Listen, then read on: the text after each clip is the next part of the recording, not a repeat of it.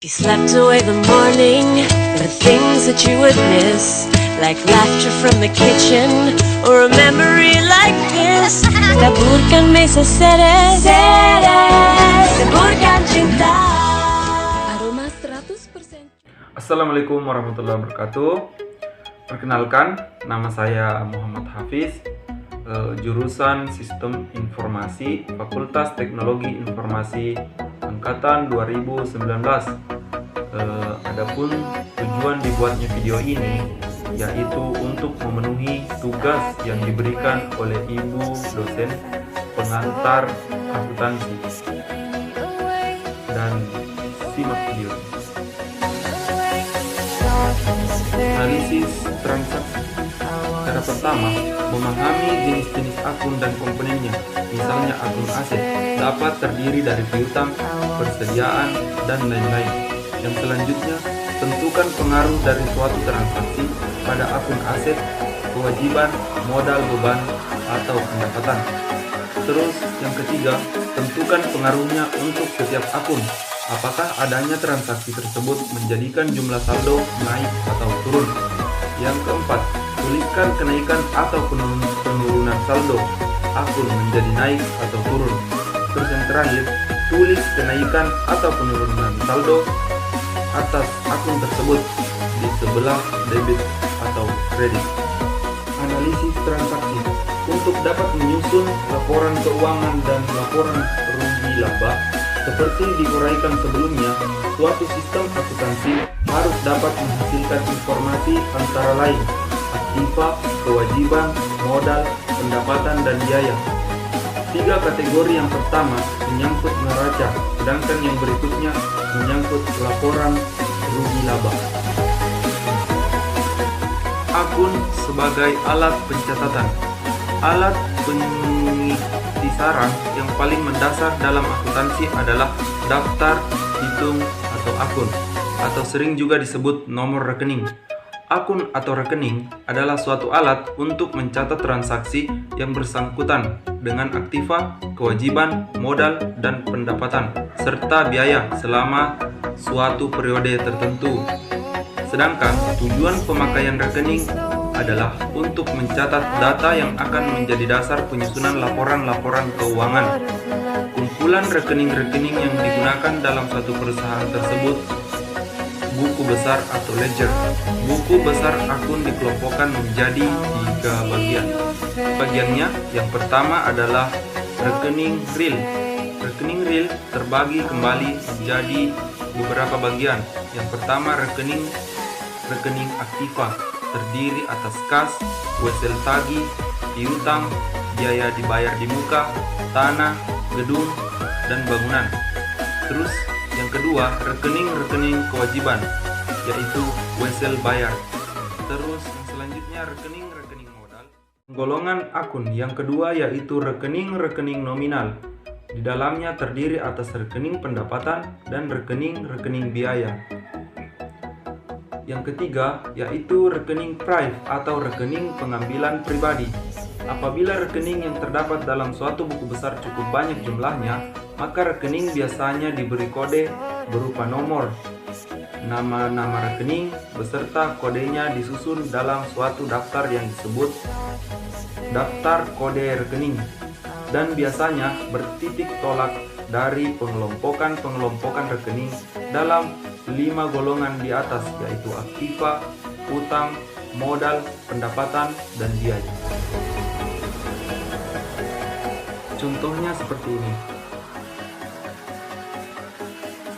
Perusahaan Randy, nomor akun, kas, piutang dagang, piutang sewa, asuransi di muka.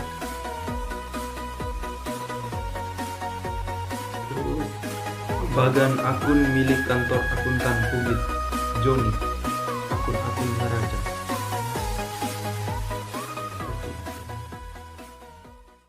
Yang selanjutnya yaitu aturan debit kredit. Jenis akun menentukan bagaimana penambahan dan pengurangan yang terjadi di dalamnya dicatat. Untuk semua akun penambahan akan dicatat pada satu sisi dan pengurangan dicatat pada sisi lain. Penambahan aktiva dicatat di sisi debit, dari akun dan pengurangan aktiva dicatat di sisi kredit akun. Sebaliknya, penambahan pada kewajiban dan ekuitas pemilik dicatat di sisi kanan atau kredit, sedangkan pengurangannya di sisi debit. Hal inilah yang disebut dengan hukum debit dan kredit. Untuk lebih jelasnya, bisa dilihat dalam bagan berikut. Perhatikan bagannya seperti ini.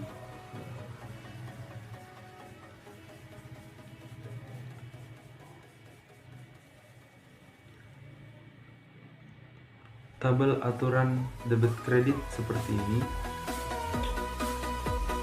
Ini contohnya. Kemudian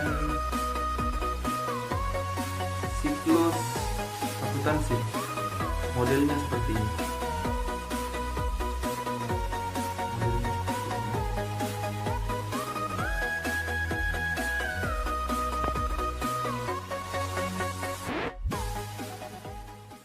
Terus yang selanjutnya yaitu periode akuntansi. Suatu periode yang dilakukan untuk mengetahui keberhasilan operasi perusahaan. Jangka waktu periode akuntansi pada umumnya 1 tahun dari tanggal 1 Januari sampai dengan 31 Desember. Namun, biasanya manajemen perusahaan ingin segera mengetahui perkembangan perusahaan dengan tidak sampai menunggu berakhirnya periode akuntansi. Untuk itu, perusahaan dapat membuat laporan keuangan sebelum berakhir periode akuntansi, misalnya setiap akhir bulan dan setiap akhir kuartal, yang disebut laporan keuangan interim. Penetapan periode akuntansi akan berpengaruh terhadap laba periodik perusahaan.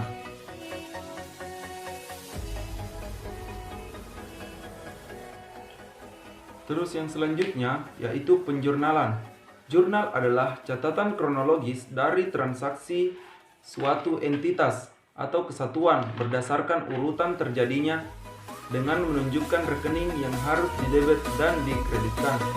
Adapun manfaat-manfaat pemakaian jurnal adalah sebagai berikut.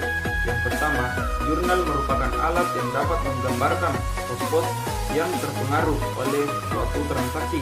Manfaatnya akan terasa bila suatu transaksi mengakibatkan adanya pendebetan dan pengkreditan. Terus manfaat yang kedua yaitu merupakan alat pencatatan yang memberikan gambaran secara kronologis menurut waktu yang terjadi sehingga dapat memberikan gambaran yang lengkap tentang seluruh transaksi perusahaan. Terus yang ketiga, jurnal dapat dipecah-pecah menjadi jurnal khusus dan dikerjakan oleh beberapa orang secara bersamaan. Terus yang keempat, bila transaksi langsung dicatat ke buku besar dan terjadi kesalahan dalam pencatatan, akan sulit untuk ditemukan. Misalnya lupa mendebet atau mengkredit suatu rekening atau pendebetan dan pengkreditan ke rekening yang salah. Keterangan kolom jurnal. Yang pertama itu tanggal, yang kedua judul akun dan penjelasan transaksi. Terus yang ketiga referensi pemindahan bukuan, yang keempat kolom debit, yang kelima kolom kredit. Contohnya seperti di bawah. Terus yang selanjutnya yaitu periode akuntansi. Suatu periode yang dilakukan untuk mengetahui keberhasilan operasi perusahaan. Jangka waktu periode akuntansi pada umumnya 1 tahun dari tanggal 1 Januari sampai dengan 31 Desember. Namun, biasanya manajemen perusahaan ingin segera mengetahui perkembangan perusahaan dengan tidak sampai menunggu berakhirnya periode akuntansi. Untuk itu, perusahaan dapat membuat laporan keuangan sebelum berakhir periode akuntansi, misalnya setiap akhir bulan dan setiap akhir kuartal, yang disebut laporan keuangan interim. Penetapan periode akuntansi akan berpengaruh terhadap laba periodik perusahaan.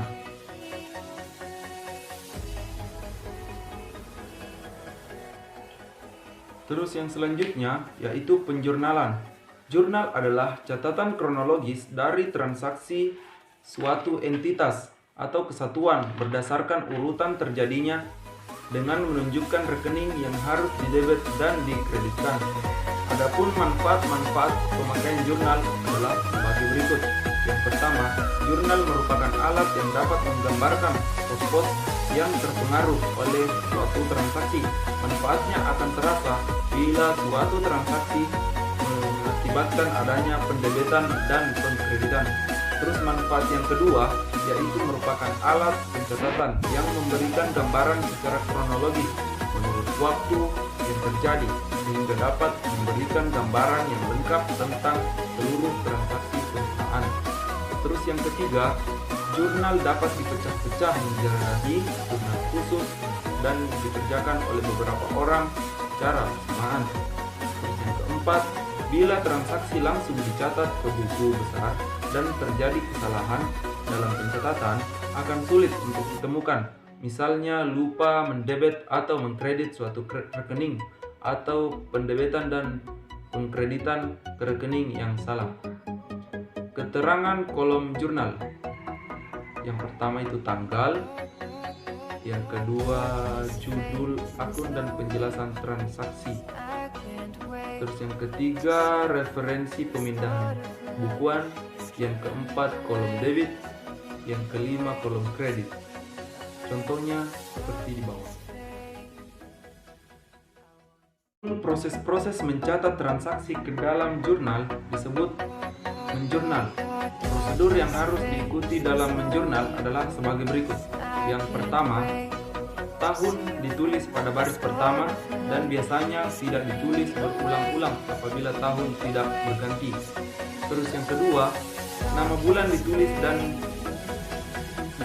untuk transaksi yang pertama terjadi dalam bulan yang bersangkutan. Terus yang ketiga, jurnal untuk tiap transaksi dicatat pada kolom pertama pada bagian kolom yang kecil. Untuk setiap transaksi perlu ditulis tanggalnya meskipun pada tanggal yang sama terjadi beberapa transaksi. Yang keempat, nama rekening yang didebet ditulis merapat ke sebelah kiri dalam kolom dan jumlah pendebetan dimasukkan ke sebelah sisi kiri atau debit. Yang kelima, nama rekening yang dikredit ditulis pada baris berikutnya dan kolom yang ditulis sedikit masuk ke sebelah kanan bila dibandingkan dengan rekening yang didebet. Terus yang keenam, penjelasan atau keterangan ditulis pada baris berikutnya dalam kolom keterangan dan nama rekening. Yang selanjutnya yaitu posting. Posting atau pemostingan adalah proses pemindahan ayat jurnal yang telah dibuat dalam jurnal ke buku besar, yaitu memindahkan jumlah dalam kolom debit jurnal ke sisi debit akun buku besar dan memindahkan jumlah dalam kolom kredit jurnal ke dalam kolom kredit akun buku besar. Urutan kegiatan memindahkan jurnal ke akun buku besar harus sejalan dengan urutan mendebit atau mengkredit dari jurnal dan cara yang harus ditempuh adalah sebagai berikut. Yang pertama adalah tanggal dan jumlah yang dicatat dalam jurnal harus dicatat kembali ke dalam akun yang bersangkutan. Bila di debit jurnal juga harus dicatat di sisi kredit akun buku besar. Begitu juga sebaliknya. Terus yang kedua, apabila posting telah dilakukan, maka nomor halaman jurnal harus dituliskan dalam kolom ref atau folio di dalam akun. Terus yang ketiga, jurnal atau yang selanjutnya menuliskan nomor akun yang telah diposting pada kolom nomor akun jurnal. Prosedur ini mempunyai dua tujuan. Yang pertama, jurnal sudah diposting. Yang kedua, jurnal menunjukkan hubungan antara jurnal dan akun di buku besar. Buku besar disusun sedemikian rupa sehingga jelas pengaruhnya terhadap aktiva, kewajiban, modal, pendapatan, dan beban. Prinsip utama sistem ini adalah bahwa setiap transaksi selalu dicatat dengan mendebet dan mengkredit dua buah akun atau lebih dengan jumlah yang sama. Dengan demikian, setiap transaksi akan berpengaruh paling sedikit terhadap dua akun, yaitu di debit dan satu di kredit. Contoh gambaran buku besar seperti di bawah. Ini adalah cetakan Dempo. Ini piutang dagang. Ini perlengkapan. Di bawah ini sewa dibayar di muka. Terus mesin cetak, utang dagang, modal, pride, pendapatan, kemudian beban retensi, kemudian beban gaji, beban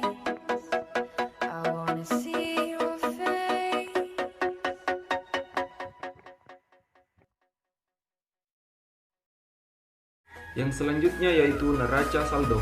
Neraca saldo adalah daftar yang berisi saldo-saldo dari seluruh rekening yang ada dalam buku besar pada suatu saat tertentu. Tujuan membuat neraca saldo adalah yang pertama, menguji kesamaan debit dan kredit di dalam buku besar. Terus yang kedua, mempermudah penyusunan laporan keuangan. Neraca saldo dapat dibuat setiap saat setelah pencatatan suatu transaksi. Akan tetapi, untuk praktisnya, neraca saldo biasanya dibuat pada akhir periode untuk tiap-tiap bulan. Proses pembuatan neraca saldo. Yang pertama, jumlahkan kolom debit dan kolom kredit semua rekening yang terdapat di buku besar. Terus yang kedua, tulislah hasil penjumlahan tersebut di dalam kolom yang sesuai dengan rekening yang bersangkutan. Penulisan angka hasil penjumlahan ini dilakukan dengan pensil karena hanya bersifat sementara. Terus yang ketiga yaitu hitunglah saldo semua rekening yang terdapat dalam buku besar, yaitu dengan mencari selisih jumlah kolom debit dan jumlah kolom kredit. Angka saldo ditulis pada sisi yang sejajar dengan jumlah sisi yang besar, disebut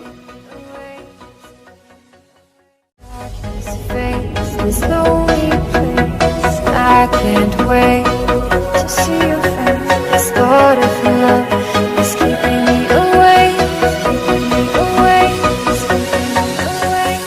Darkness fades. Yang selanjutnya yaitu kesalahan dalam pembukuan. Kesalahan pembukuan biasanya terjadi dalam tiap tahapan akuntansi. Kesalahan-kesalahan yang terjadi di dalam buku besar dapat ditemukan melalui beberapa cara, antara lain melalui prosedur pemeriksaan, pembukuan, ditemukan secara kebetulan, atau dapat juga melalui neraca saldo. Besarnya jumlah selisih antara jumlah debit dan jumlah kredit neraca saldo kadang-kadang dapat menunjukkan lokasi kesalahan. Misalnya jumlah sisi debit dan sisi kredit mempunyai selisih sebesar 2.500, maka salah satu kemungkinannya adalah lupa membukukan suatu jumlah debit atau kredit di buku besar, atau bila jumlah tersebut dapat dibagi dua, maka ada kemungkinan suatu pendebitan sebesar 1.250 telah dibukukan sebelah kredit atau sebaliknya. Di samping itu, kesalahan-kesalahan yang telah diuraikan di atas, ada juga jenis-jenis kesalahan lain yang sering terjadi, yaitu kesalahan letak angka. Misalnya angka yang seharusnya Rp458 telah ditulis sebesar 458 atau Rp845. Suatu bentuk kesalahan lagi adalah kesalahan meletakkan koma sehingga mengubah jumlah yang sebenarnya. Contohnya kesalahan ini misalnya angka yang seharusnya 947 telah ditulis sebesar 94,70 atau 9,470. Apabila dalam buku besar terjadi kesalahan letak angka atau kesalahan letak koma, maka selisih yang terjadi dalam neraca saldo dapat dibagi 9. Tetapi seandainya terjadi kesalahan lebih dari satu kali, maka selisih yang terjadi dalam neraca saldo tidak dapat memberikan petunjuk di mana saja kesalahan-kesalahan itu terjadi. Setelah mengetahui kesalahan-kesalahan yang sering terjadi, berikut adalah cara yang terbaik untuk menemukan kesalahan-kesalahan yang terjadi di dalam pembukuan. Dan langkah-langkahnya adalah sebagai berikut. Yang pertama, periksa kebenaran penjumlahan kolom-kolom debit dan kolom kredit neraca saldo dengan cara mengadakan penjumlahan ulang. Yang kedua, bandingkan nama-nama rekening yang tertulis pada kolom nama rekening di neraca saldo dengan rekening-rekening yang ada di buku besar untuk memeriksa apakah tidak ada rekening yang terlewatkan dicantum di neraca saldo. Terus yang ketiga, periksalah kebenaran penjumlahan di sisi debit dan kredit rekening-rekening di buku besar dan periksa pula perhitungan saldonya. Yang keempat, bandingkan semua angka yang ada di buku besar dengan angka-angka yang tercantum dalam jurnal. Setiap kali melakukan pencocokan supaya diberi tanda baik dalam buku besar maupun dalam jurnalnya. Bila kesalahan belum ditemukan, perhatikan apakah ada angka-angka di dalam buku besar atau jurnal yang belum diberi tanda. Terus yang kelima, periksalah kesamaan jumlah debit dan kredit di jurnal.